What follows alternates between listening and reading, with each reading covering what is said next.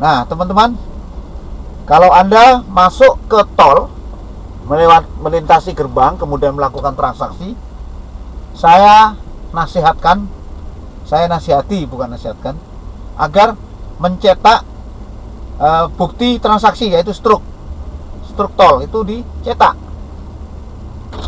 Nah, depan saya ini tidak mencetak, nanti saya cetak. Ya Allah. Ini berhenti di. Nah, saya cetak resi. Kebetulan resinya tidak keluar. Nah, tidak keluar ini.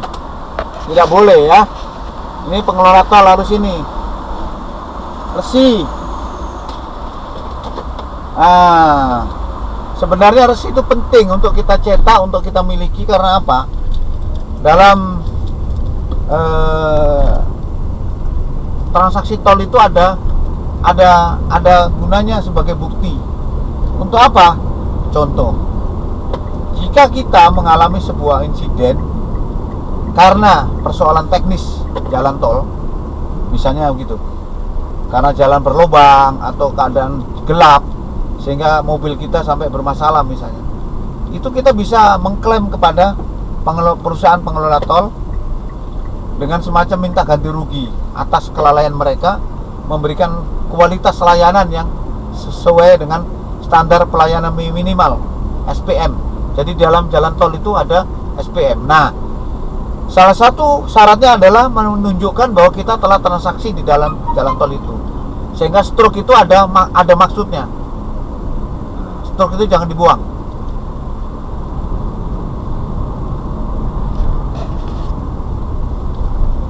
Nah, jadi kebanyakan pengguna jalan tol itu tidak menyadari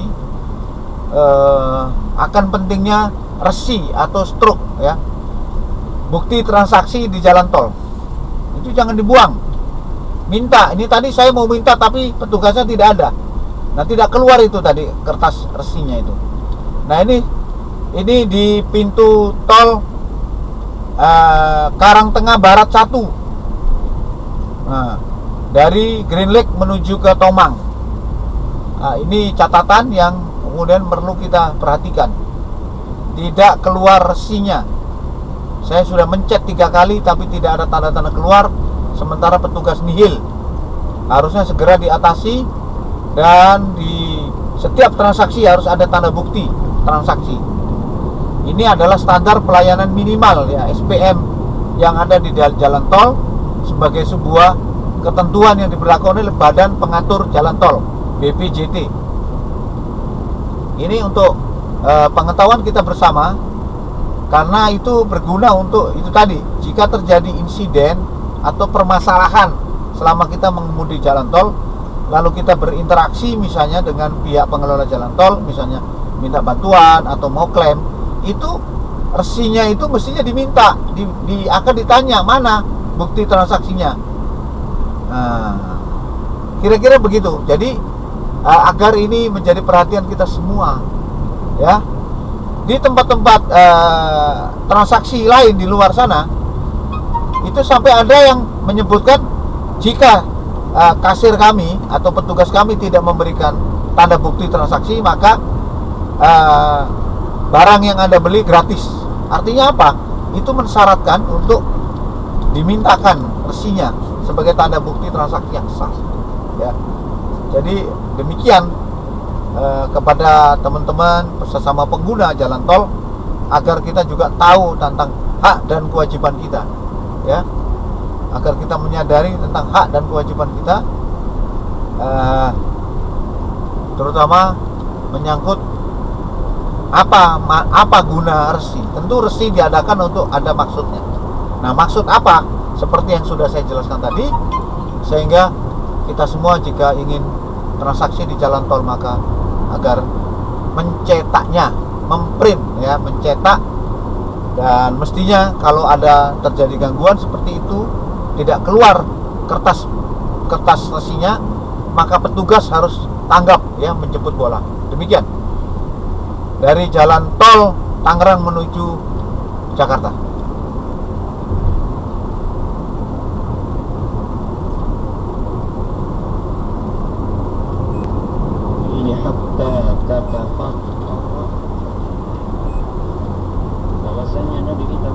Sallallahu Alaihi Wasallam sholat malam sampai kedua telapak kakinya bengkak.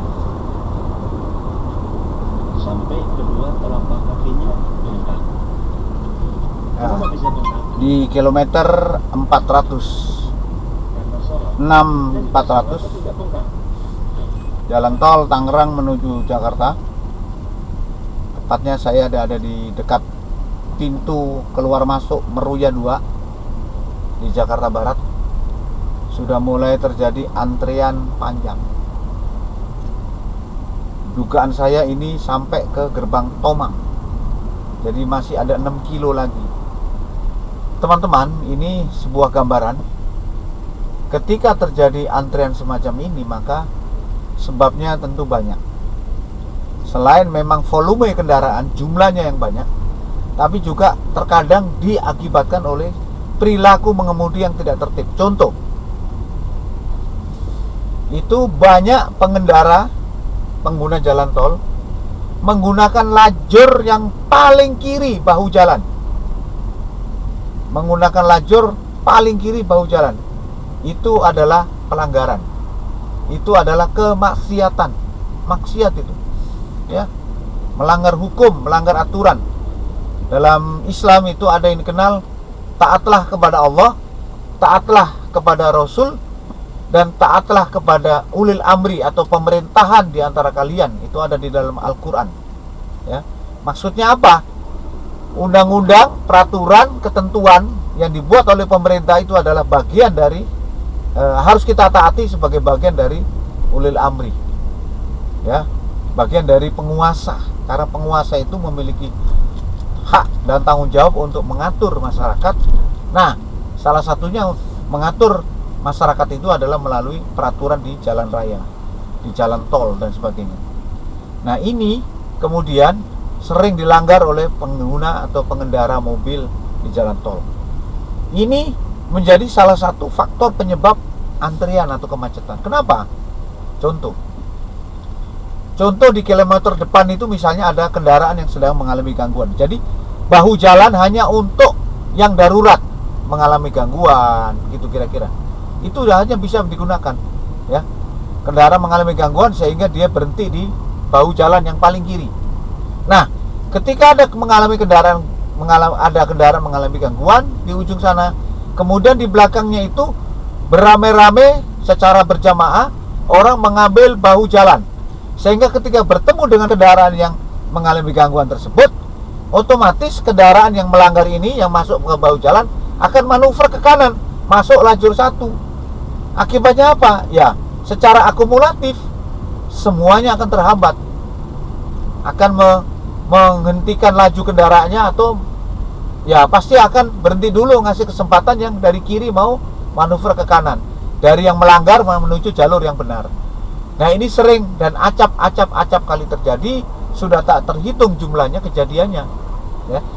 Jadi pelanggaran itu sudah menjadi hal yang jamak, hal yang biasa di jalan tol sekalipun yang jalan aturannya ketat, ya, bebas hambatan, kemudian juga rambunya cukup jelas, dan rata-rata penggunanya itu adalah kendaraan pribadi yang logikanya adalah memiliki pemahaman dan kesadaran yang tinggi. Nah, ini yang terjadi. Ini antrian kendaraan bisa sampai panjang ini karena memang selain volume arus lalu lintas, yaitu jumlah kendaraan yang banyak, mungkin ini hari Senin, ya, juga tentang akibat dari perilaku pengendara itu.